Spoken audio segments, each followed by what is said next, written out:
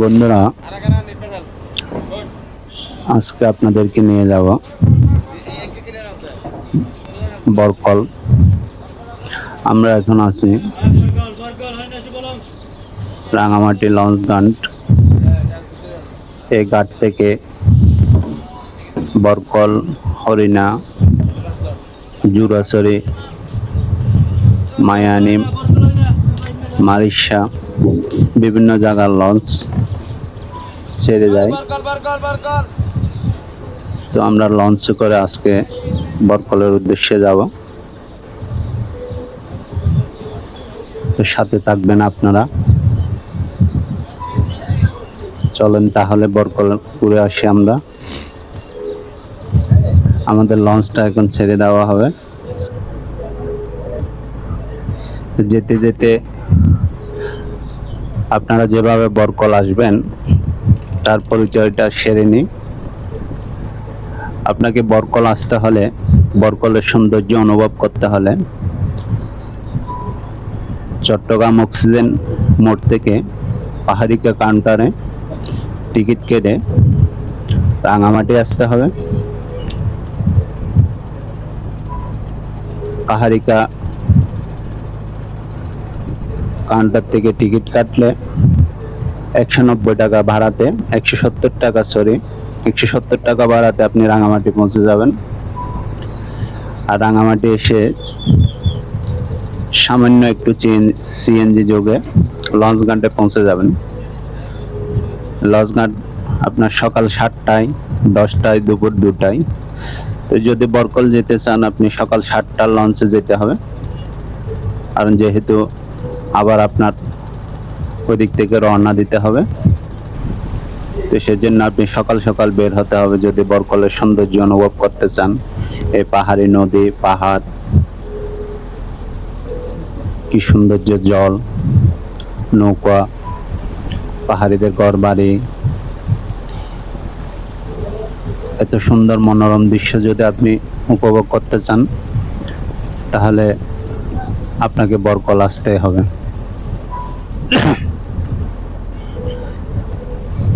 সকাল 7টা 30 বোট ছাড়ছে আমাদের। তো আমরা আনুমানিক 11টার দিকে, 11:30টার দিকে বরকল পৌঁছে যাব। আবার ওদিক থেকে আমরা 12:30টার দিকে একটা লঞ্চ হরিণা থেকে ছেড়ে আসবে। ওই লঞ্চে করে আমরা রাঙামাটি 5টার দিকে, আনুমানিক 5টার দিকে পৌঁছে যাব। তবে রিজার্ভ বোটের চাইতে লঞ্চে যাব অনেক আনন্দ। আপনি সবকিছু উপভোগ করতে পারবেন ও নিরাপদ থাকবেন।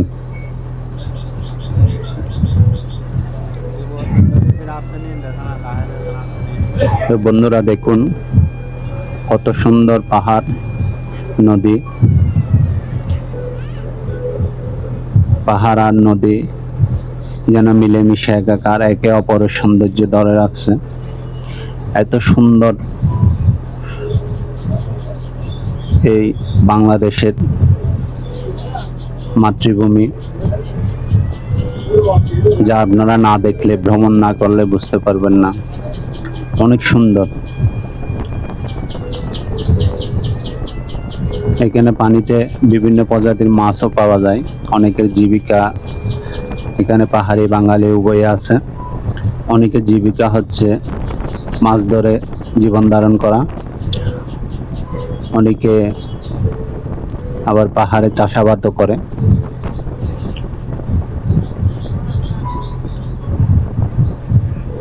অনেক সুন্দর, যা না দেখলে, নিজের চোখে যদি আপনি না দেখেন তাহলে বুঝবেন না বাংলাদেশের সৌন্দর্য। আপনাকে বিদেশ যেতে হবে না।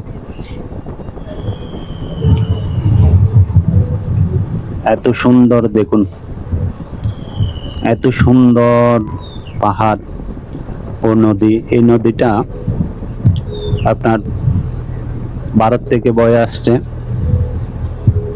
ভারতের উপর অংশ থেকে বয়ে আসছে। তো এই নদীটা কাপ্তাই লেগে গিয়ে একত্রিত হয়ে কর্ণফুলী নদীতে পরিণত হয়েছে।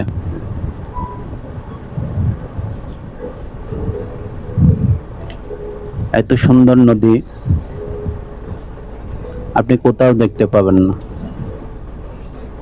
নদীর সাথে পাহাড়, আর পাহাড়ের সাথে গড়, ছোট ছোট আকারে পাহাড়ে এক এক জায়গায় এক একটা গড় এত সুন্দর করে আছে। তাদের আবার নিজস্ব এক একটা নৌকাপতি করেন। ওই যে মানুষ বলে না বাড়ি গাড়ি, ওদের ওদের আসলে গাড়ির বদলে প্রতি পরিবারের এক একটা করে নৌকা আছে, তারা নৌকাতে যাতায়াত করে। অনেক সুন্দর। এখানে বিভিন্ন প্রজাতির ক্ষেত করা হয়েছে, লাউ, মিষ্টি কুমড়া, তরমুজ করা হয়েছে। আর প্রতি ঘরে ঘরে গরু ছাগল এগুলো তো আছেই। কৃষির সাথে সাথে তারা গো পালন, ছাগল পালন এগুলো প্রতি ঘরে ঘরে আছে। অনেক সুন্দর। প্রতিটা ফ্যামিলিতে একটি দুইটি করে নৌকা আছে, তারা নৌকাতে যাতায়াত করে।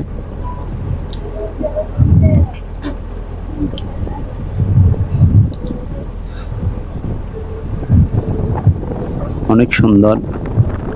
আসলে লেকগুলো দেখলে আপনার মনটা ভরে যাবে, তার সাথে পাহাড় অনেক সুন্দর। ওই যে একটা গড় দেখা যাচ্ছে একটু দূরেই, একটু লক্ষ্য করুন। এক একটা গড় এক এক জায়গায় অনেক দূরত্ব, তারা দূরে দূরে গড় বসত বাড়ি করছে। সাথে এক একটা নৌকা, প্রতি ঘরের কাছাকাছি এক একটা নৌকা আছে, তারা নৌকাতে যাতায়াত করে। অনেক সুন্দর, আসলে বলে বোঝানো যাবে না। তো আপনারা আসবেন, রাঙামাটি বরকল ভ্রমণ করবেন। তো আমার পেজটা এখনো যারা ফলো করেন নাই, আশা করি ফলো করবেন ও কমেন্ট করবেন। তো ধন্যবাদ আপনাদেরকে। পরের কোনো ভিডিও নিয়ে আবার নতুন করে আপনাদের সাথে দেখা হবে। আশা করি সবাই ভালো থাকবেন ঈশ্বরের কৃপায়। আপনারা আসুন, পর্যটন এলাকা ভ্রমণ করুন, দেশকে জানুন, নিজের দেশকে ভালোবাসুন, নিজের দেশেই ভ্রমণ করুন। আশা করি আপনাদেরও ভালো লাগবে। ধন্যবাদ সবাইকে। আর যারা ঢাকা থেকে আসবেন, তারা অক্সিজেন এসে ওখান থেকে পাহাড়িকা কাউন্টারে করে টিকিট কেটে রাঙামাটির উদ্দেশ্যে আসবেন। ধন্যবাদ।